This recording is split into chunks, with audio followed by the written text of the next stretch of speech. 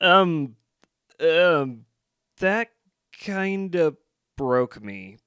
After a long wait, episode 7 of Murder Drones is finally here, and let me be the 5 trillionth person to say that wait was worth it for the amount of awesome bonkers contained within. Where do I even begin? How do I begin? I'm legitimately having trouble figuring out how to talk about this thing. I suppose to make it as simple as I can for myself, let's get the obligatory spoiler warnings out of the way first. Please go watch Murder Drones episode 7 before continuing with this video. Take a deep breath or two and strap yourselves in, as Murder Drone's Tumblr will tell you, ah. I could squeeze an entire video out of me repeating over and over about how beautiful this episode looks. Somehow, Glitch found ways to up this show's visual quality from episode 6, and episode 6 looked amazing in and of itself. The opening shot of the Cabin Fever Labs cathedral, the big fight sequence, all the detail that's present throughout, and the episode's ending. I'm already hyped for episode 8 because of how amazing the show's visuals have become. AJ Spirito's music remains amazing, can't wait for the upload of this and episode 8 soundtrack. Then there's the comedy. It was as on point as ever, even if I thought there were a couple of moments that could have been better with a more serious tone. I'm not knocking this episode for that, since the moments in question were still fun to laugh at. Honestly, I feel like the only way I can deep dive things like the comedy, the visuals, and the story is to get to the characters, starting with Dr. Chambers. Why bother discussing someone who only appears in flashback videos? It's not just because that's how the episode starts, with a flashback in the Cabin Fever Labs cathedral featuring him. It's because he's not Dr. Chambers. This is actually Mitchell the intern who happened to put on Dr. Chambers' suit and name tag by accident. Yet the subtitles still called him Chambers. Huh. Mitchell was the first person in this episode I wanted to give a big hug to. This adorable doofus deserves a hug. Oh wait, he's dead. Damn core collapse. Also, this priestess, scientist, Papa Emeritus cosplayer lady, Dr. Ridley, found the most dramatic way in the universe to say the word math. Both were part of the Cabin Fever Labs Cathedral crew, specializing in the research of eldritch horrors that may or may not possess robots and give them flesh and blood. We never learned why all this work was going on, just that it was going on. Maybe something to look out for in episode 8? Speaking of robots possessed by eldritch abominations, the Nori hype train reached its destination. Episode 6 hinted that we'd learn more about Nori, Uzi's mom, here, but I was not expecting her to... Well, I mentioned earlier that these flashbacks were videos that someone recorded. Who found these videos of Nori being possessed by the Absolute Solver and killing people? It's Nori, who's become a drone core fleshy heart thing. In other words, she's very much alive, just not in a proper drone body, and most certainly not Thad's body. That's that theory debunked. And I say that knowing how implausible that was to begin with. Also knowing that Thad exists as himself in this episode. Anyways, Nori is awesome. With regards to her personality, she wound up kinda how I expected her to be. Bossy, strict, confident, and kinda like Uzi with similar mannerisms and music tastes. Also, she's a furry, and a damn good artist. Wonder if she takes commissions. Oh, and her voice? Think you could get this across to the surface? I'm looking for a hunk named Khan. Perfection. Shout out to Darcy McGuire for nailing it and doing an amazing job voicing her. Hey, you look familiar. Does that line hint that N killed Nori? That aside, if I had to nitpick anything regarding Nori, it was the fact that this episode did not have a slower moment featuring her and Uzi just talking with each other for a bit. Yes, Nori met her daughter, who was possessed by the Solver at the time, and most of their interactions were part of an awesome fight sequence where Nori teamed up with N to snap Uzi out of her Solver possession. Then when Uzi became herself again, she wound up yeeting her mom into a pit. Actually, as much as I love this episode, it felt to me like it was struggling to breathe at points. I know Murder Drones is a fast-paced show, but this episode felt faster than usual, like it tried to squeeze in too much plot and didn't quite pull it off, if that makes any sense. Don't get me wrong, I still enjoyed this episode, and it was cool to see bits like Nori! I should mention Uzi and I...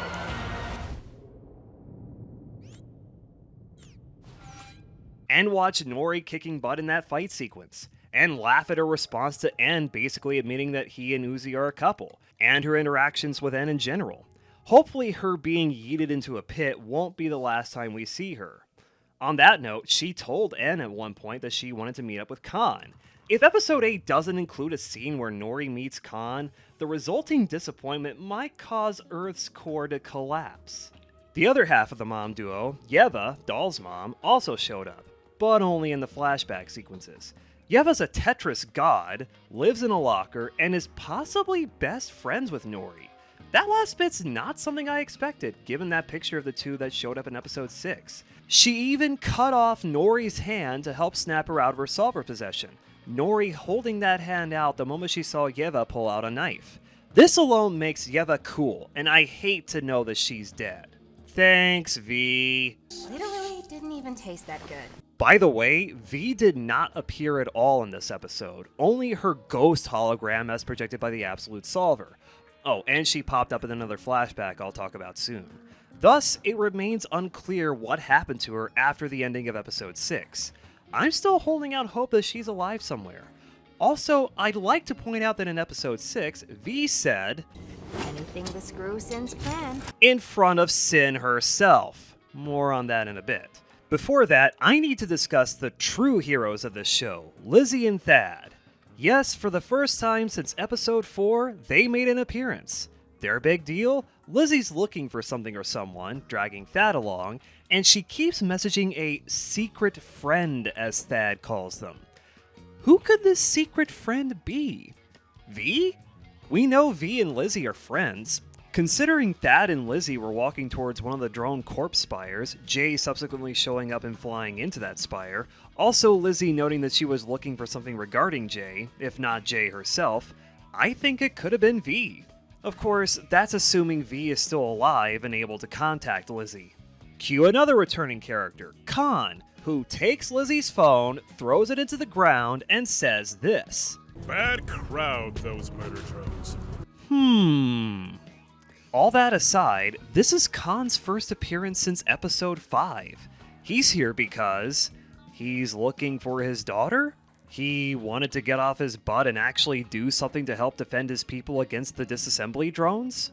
Both? And where did his gun come from? Was that something he built based off of Uzi's railgun? It makes me wonder what happened between the events of episode 5 and now to make him behave this way. Now comes the part that makes me all warm and fuzzy inside. There was a popular fan theory regarding Tessa that started circulating shortly after episode 6 released, saying that Tessa wasn't actually Tessa, but Sin or another manifestation of the Absolute Solver. Unlike the Thad is Nori theory I mentioned earlier and even made a whole video about, I subscribed fully to this theory because something felt off about Tessa in episode 6. I even mentioned it in my Gushing About Murder Drones video. Every time we get a close-up shot of her face... creepy. It's almost like the show wants you to wonder, is Tessa not who she says she is?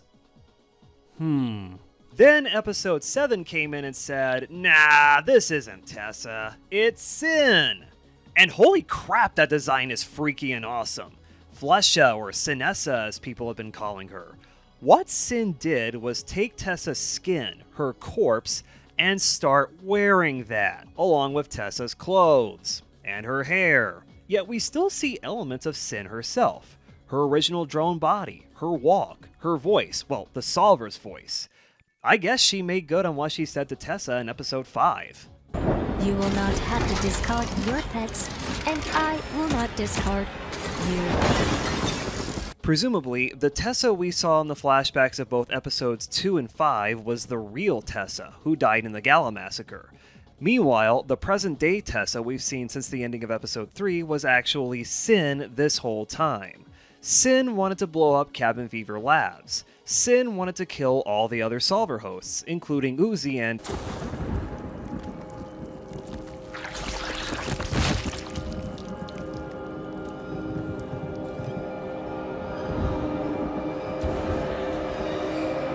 Yes, it is true. Doll is dead. Sin ate her core, her heart thing. She's not coming back. She cannot cheat death any longer. unless she figured out how to make backups of her consciousness and memories. If this truly is the end for her, well, I'm gonna miss that undead Russian cannibal techno-mage robot girl. She deserved better. Oh, and her cause of death? FNAF jump scare by Sin. Then there's Jay. Yeah, I still love her and want her to get more screen time, but I'll take the 15 seconds of fame she had here in Stride just for her reaction to seeing Lizzie somehow having Uzi's railgun. All that after Jay gets smacked by a school bus. At least there is set up for some proper big moments in episode 8 featuring her, possibly a big showdown against Con, Lizzie, and Thad. I wonder how she'll react to learning that Tessa isn't actually Tessa, but Sin. Also, she got turned into a plush, now available at the Glitch Productions merch store while supplies last. That finally brings me to Uzi and N. Oh boy, I've been saying for a while that some properly screwed up things will happen to both of them in this episode. However, I didn't imagine Uzi getting placed into Copper 9's orbit after yeeting her mom into a pit and sacrificing herself to save her boyfriend would be part of said screwed up things. Or that the Absolute Solver would force N to see a flashback of him, V, and J slaughtering and consuming human beings on Earth as part of its efforts to corrupt N and make him a mindless servant. By the way, this scene was terrifying. The music, the sound design, the atmosphere, the revelations it brought to the table, seeing two unknown disassembly drones ripping a random human in half in midair like a pair of wild animals. Wait, is N holding Tessa's dad's body here? And was that a Wilhelm scream? Anyways, that bit from episode 5 where Uzi became N and V's administrator finally paid off, meaning N is still himself despite the Solver's efforts to corrupt him, for better or worse. I mean, he did witness his girlfriend getting possessed by an eldritch horror and almost killing him, and her sacrificing herself to save him. Also, there was his girlfriend's mom openly disapproving of their relationship, and his little sister being creepy and wearing his dead friend's corpse. What do you think went through his mind after he got booted out of the cathedral? As far as he's aware, Uzi is dead, V is dead, Tessa is dead, basically everyone he cared about is dead, aside from Sin, but she doesn't exist like how he remembers her from their time in the Elliott Mansion. This adorable cinnamon roll doesn't just need a hug, he needs therapy. Big time. Especially after he decapitated Sinessa to help save his girlfriend. Remember that choice Sinessa gave him in episode 6? The universe or one little drone? He showed he'll do anything to save that one little drone, even killing someone he trusted, someone who was his friend for many years, or so he thought. Then there's all the screwed up stuff that Uzi had to go through. On top of the things I mentioned earlier, she got to see Doll's final moments alive, a video of her mom getting possessed by the same Eldritch Abomination that's trying to possess her, said Eldritch Abomination possessing her and making her fight her boyfriend and attempt to eat her mom's heart, and Sin almost kill her. At least both she and N are still alive. I was honestly worried that either would die in this episode, leaving the other to go berserk or whatever, left in so much anguish and pain after seeing their best friend in the universe die. Of course, either of them could still die in episode 8. And as I mentioned earlier, as far as N is aware, Uzi is likely dead. He'll probably still freak out at some point during episode 8. Uzi throwing the keys to Jay's landing pod to him makes me wonder if he's going to take that landing pod and blast off in search of Uzi because he's in so much grief, not ready to accept that she might genuinely be dead. Except she's not dead, she's kinda in orbit around Copper 9. Unless this is not Copper 9 and Uzi's actually inside the Absolute Solver's brain or something like that. And in case anyone needed further proof of how much this show's visual quality has improved since its first episode, here you go. This shot of the planet is friggin' gorgeous. Enough said. At the end of the day, episode 7 of Murder Drones is awesome. It could have been better in a few places, but at least those problems were more personal nitpicks than anything. Nori was amazing and kicked major butt, the Tessa Sin twist was cool to see, Thad and Lizzie reappeared, and Uzi got sent to space. What will happen in episode 8? We'll find out this summer, maybe in July. At least the gap between episodes 7 and 8 will be shorter than the gap between 6 and 7. Still enough time for me to find more Murder Drone stuff to talk about, so get subscribed for that. Also hit that bell icon and make sure you set that to all instead of personalized, so YouTube has a 0.06% higher chance of notifying you whenever I upload. You can also join my Discord server and get notified more easily about new uploads there. A link to that is in the description. Thank you for watching, hope you enjoyed this, take care of yourselves, and... Wait, Nori got yeeted into the same hole Uzi was dragged into.